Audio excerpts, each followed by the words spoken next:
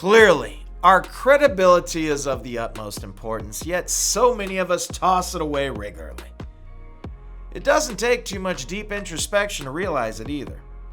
Consider how it must sound to our guests when we say, "If I could, would you?" Heck, you can almost even hear it in a very unintelligent sounding voice.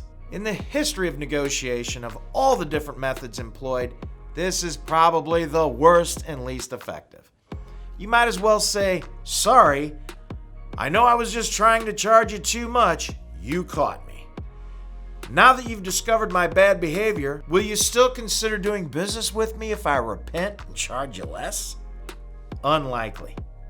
What got us here? Initially, we interviewed our guests, Mary and Mike. We discovered that Mary is the lucky one getting the new vehicle this time around, and her anticipated trade cycle will be 5 to 7 years. She'll be driving approximately 12 to 15,000 miles per year.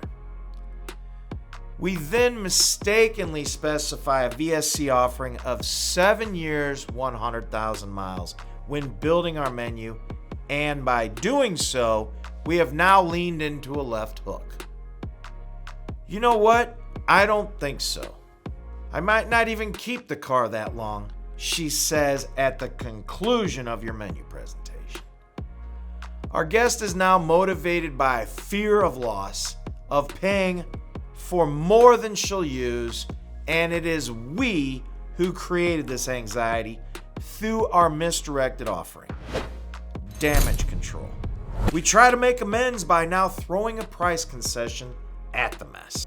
It's a cash deal, and you respond to the objection with, "If I could sell it to you for $500 less, would you take it?" We have now tossed gasoline on the funeral pyre of our deal, and later even receive a bad survey. Or perhaps the deal we're working on is a 72-month finance offering.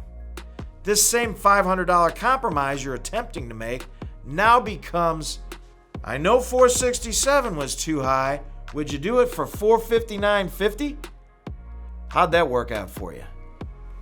These approaches almost never work because there's no value in it for our guests. We have also now created the added uncertainty in our guests' minds of what a fair price might be if they were possibly interested. There really isn't much upside here. So what do? Instead, we might consider motivating our guests by hope for gain. Considering the same usage patterns previously stated, we'll offer Mary a 5-year, 60,000-mile VSC. We have now removed the obvious objection to our offering that she may not keep it that long by aiming at the low end of her anticipated usage pattern.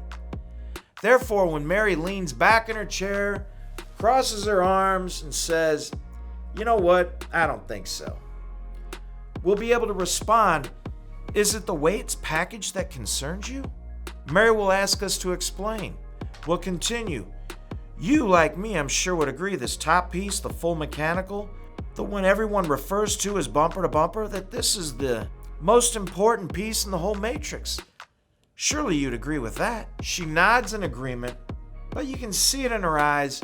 She still isn't convinced there's enough value in it for her. It is here where we'll make our concession, giving her even more for her investment, but we have to pique her interest. "I tell you what, Mary, I'm going to make you an offer you can't refuse."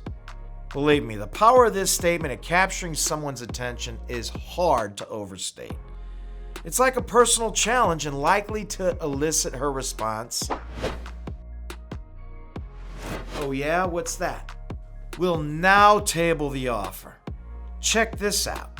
For the exact same investment as what we were considering for the 5 years, 60,000 miles of protection, I'll make it available to you to take advantage of right now for a full 7 years and 100,000 miles.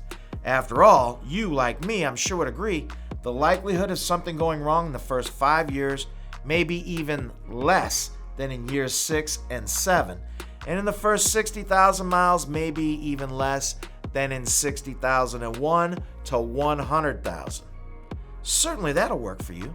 By making a concession in this way, you're providing a positive reinforcement for their decision to do business with you.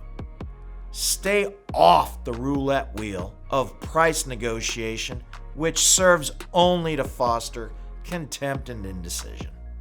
Remember, so much of what ails us is of our own creation. Avoid the drama and self-sabotage resulting from the dreaded, "if I could, would you?" Think about it. Good luck and good selling.